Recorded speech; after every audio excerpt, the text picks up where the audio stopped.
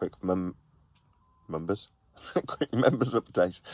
I had a letter from the hospital in terms of when I'm going to get my gallbladder scanned, and I am actually booked in to have it removed as well, presuming that it's that urgent in terms of how much pain I'm in. It's severe, so it might be the case that I lose my gallbladder, but they're going to scan it first, and I'll ask them if there's any alternatives. People have been reaching out saying, don't have it removed, ask for alternatives, have it broken down by this, that and the other, and I'll ask. Obviously, I don't want to lose an organ if I don't have to. So I'll let you know, but I've got a hospital date, which is in 2 weeks from now. So for at least 2 weeks, I'm going to be stuck in pain with strong painkillers, and just, yeah, that's how it's going to be, unfortunately, which means no shows for 2 weeks. That's the first thing out of the way. The second thing is, because of that, obviously there's a reduced income, which is not so good. I haven't done any campaigns because, as you can probably see behind me, I've got a whole bunch of microphones that were originally mitigating for not being able to do as many shows as a result of doing the book, which meant I couldn't do as much editing, which means I couldn't do shorts videos and do the short form and long form edited videos, and it was just live shows for a while I was flogging the microphones initially and writing the book. Now, Adam's been on holiday for a couple of weeks, so we haven't done the book, but coincidentally, I've been in a lot of pain in that period, so it didn't really make any difference.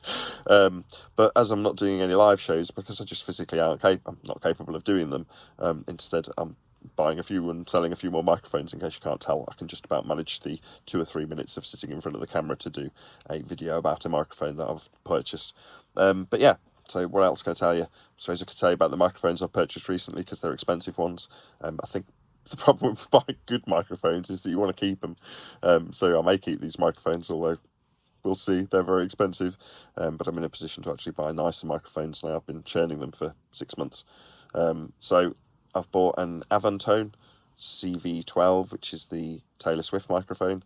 I've also bought a C414 Series 2, which is an AKG mic, just a workhorse studio microphone. I bought a couple of Revox 3500s, which are essentially Beyerdynamic 201s. I bought a matched pair from the 70s. Really expensive purchase. Hope that works out. It's slightly stressful buying them, but they were an expensive purchase, like the most expensive purchase, pound for pound. So I don't know, I'm bonkers buying things like that. But I've bought them. You'll see them. I'll make a video about them. I'll say this is the Beyerdynamic 201 in the form of the Revox 3500. It's a hypercardioid dynamic microphone with an XLR socket in the bottom, and this is how it sounds. And that'll be the end of the video on that microphone for several £100. But there we go. That's the cost of some of these obscure vintage cool mics. And while I do want a 201, like I'd actually like to own a Beyerdynamic 201 microphone, the vintage version, the Revox 3500's got a little story that could actually go alongside it. Now, whether or not anybody's interested in an old tape recorder microphone, I doubt, based on my experience buying tape recorder microphones and there being very limited interest in them. But I've bought them and I've sold them and I've learned about them. I'm interested in old reel-to-reel machines, always have been. I'm essentially an AV nerd at heart, and this is what I've been doing with my time while I've been poorly, buying microphones that are really expensive so I can make a 3-minute video about them and their connection to Revox and Beyer, and then move on, probably flog them at a loss, I'll probably hasten to say in this regard. So yeah, wait for my video on the 201s. These last ones I'm buying for the love of them more than anything else. I'll make a short form video about them, flog them. Again, probably at a loss because you can't buy good microphones cheap. People don't sell them for cheap, unfortunately. But I've churned enough microphones to keep the rent paid, not have to e-beg. In spite of not doing these live shows, I've worked my socks off in the last 10 years to have enough shows to keep my schedule, at the least, my upload schedule, satisfied. So I'm really, really pleased in that regard. I can keep pushing shows out over the next couple of weeks while I'm really poorly. You might see me in the chat, you might not.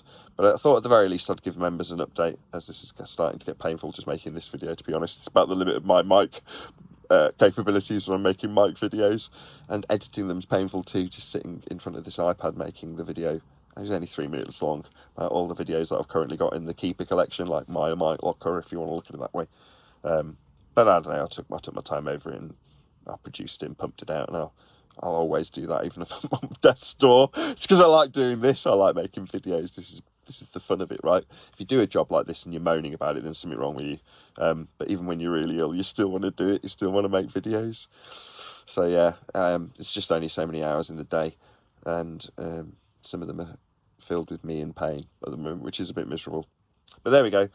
Obviously, if you did want to financially support me anyway, that's always helpful, because times are always tough. I'm always on a knife edge. It's just nice being on this side rather than that side of the knife edge. In other words, I'm not super poor thanks to microphones. So, you know, I've got a lot to be grateful for, and I am grateful for it. And yeah, and I'm going to explore my passion. My wife and I were discussing these Bayer Dynamic 201s. They're actually called Revox 3500s because they're vintage. They're from the 70s, and they were sold to Revox to badge for themselves instead of the Bayers that they actually are. They're actually Bayer microphones, albeit with a subtle change in the electronics. So I was reading about, and as you can probably tell, I'm enthusiastic about them. And in spite of me having to pay a ton of money to get them, I want to get them. I want to use them. They're used by Radio 4. And I might find a practical application for them. This is where I sell it to give me sales pitch to my wife. Oh, you know, they're a hypercardioid. They're really good for useful for interviewing. I might actually use one of these mics. Probably not. But, you know, I want to play with it. I want to make a video about it. I like this geeky stuff. And the fact that I'm currently combining what I trained for in college, right? I did sound and lighting. And now I'm doing it, like, for my YouTube, buying mics. I'm not going to buy power cans and stuff. I'm not going to buy lighting and do videos about that next. Or cameras. I'm colourblind, so that'll never be something that I'll produce. I'll never be, like, putting out decent content about cameras or lighting, because I haven't got a clue. But sound, definitely. You know, I've got pretty good vision, but just not good colour, and therefore talking about lighting and cameras and all that sort of stuff is just a complete waste of time. Anyway, I will do an updated mic locker video. So I think the one that stands, with the exception of the cheap 57s that I'd got. So I'd got a DAP 57 clone, like SM57 by Shure. And I just don't want to buy one, right? I don't want to buy an SM57 or an SM58 for several reasons, which I won't bore you with now. But instead, I have bought a mic. You just have to buy them new. There's just no getting away from it with Shure. Maybe it's genius to have all the fakes out there, because you end up buying a new one. So shout out to Anderson's. Is it Andertons or Anderson's? Anderson's Music. I think it is Andertons. Anyway, buying a new one's the only way to go, and I've bought a 545. I didn't want to buy a Shure SM57. I didn't want to buy a Shure SM58. I did buy basically an SM57 in a shiny format with a plastic top. And I was quite surprised, actually, that the mic I bought, I was looking for when the reissue came out, because it comes in a box that's got, like, Legendary written on it, the current, you know, a brand new one. And I was like, when did they reissue this as like the Legendary series, thinking it's a reissue? And it isn't. It's like been in continuous production, as far as I can tell. I could be wrong about this, but from what I researched, the 545 has been in continuous production since, like, 69. You're like, whoa, might even be earlier than that. It might even be 65. Or, no, that could be, like, the original incarnation of the Unidyne 3 that it's based on was out in 65 or something like that. But I'm pretty sure the 545 has been in continuous production since, like, 1969, which is a hell of a time with no alterations. So this is the same mic that I've just bought. So it's like both my newest mic, because I've literally just ordered it, again for a pretty penny, not nowhere near as much as the vintage 70s Revox have cost, but, you know, still, you know, a lot of money. But that's the way to go, I think. If you're buying a Shure, just buy one new. Don't risk buying a fake on eBay. I bought one. I bought a 58. I'll just admit to it. I got it and instantly knew it was a fake, and just contacted the seller and I was like, this is a fake. And I kind of knew Ollie's en route, you know. I contacted him. I was like, where did you buy this from again? As soon as he said eBay, I was like, this is going to be a fake, isn't it? And it was. But I got a full refund, and just from then forward, you're just like, oh, don't buy stuff on eBay. If you're buying a Shure mic, don't buy it on eBay. And I don't care about saying it. If somebody moans, tough luck. Everything else is fine. I don't think of any of the fakes that I've got. And I have got legitimate Shures, plenty of them, from eBay. Let's not knock them too badly. Don't make it seem like every Shure on eBay is fake. It's not. I've got plenty of real eBays, non-fake, sorry, Shures, and they've been absolutely fine. Anyway, this video is turning into a right long one. I suppose I should just summarise what I've purchased. This has now turned into a mic video. I've ordered a 545. I've ordered the Bayer Dynamic 3500s that are rebadged Revox.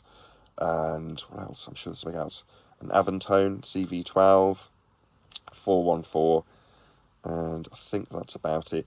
So yeah, basically I've taken all the money that I've kind of effectively paid myself. I've earned about £100 a month from doing the microphones. I've been doing it for 6 months, and I've taken all £600 and just dumped it back into microphones, if not a lot more. But I'm going to tell myself it's £600. Anyway, it's a fair bit of money. Probably not to most people watching this, but to me it is. But as you can probably tell, I'm churning these microphones and buying them and selling them, and I do keep a few of them. And yeah, I'll do an updated mic locker about the ones that I do actually keep. And if it ends up being the case that this becomes a studio that records music with my kids who are currently playing on games, Roblox, I would assume, Eleanor, she's nodding at me. If they end up making music, then brilliant. I'll have loads of different microphones to do so. And if I end up needing to sell things on to pay the mortgage again because something else devastating happens, then I'll use the mics that I've kept in this roundabout buying session of microphones to pay the mortgage and keep the lights on in 6, 12 months, 2 years, however long it is that I need to do this again. But I will do a little bit of e-begging without starting any GoFundMe campaigns, which I don't need to do, but I do need to do a little bit of e-begging and say, I do still scrape the bottom of the barrel. I'm still on the edge of that knife. If you do want to support me via PayPal, I will put links below. Maybe I'll publish this to the public. For the meantime, it's just going to be a members-only video. If it does come out to the public, maybe consider being a member, and then you could hear all about my moans about gallbladders and operations as a member, because that's what you want. That's what you're paying for, right? Anyway, this is going to be where I round out. Was this a boring video, Eleanor? No? Good video? Well, there we go. Eleanor says this was an exciting video talking about buying Bayers that are rebadged Revox. Anyway, I'm going to leave you to it. This is Nathan Oakley signing out. See you in the next video.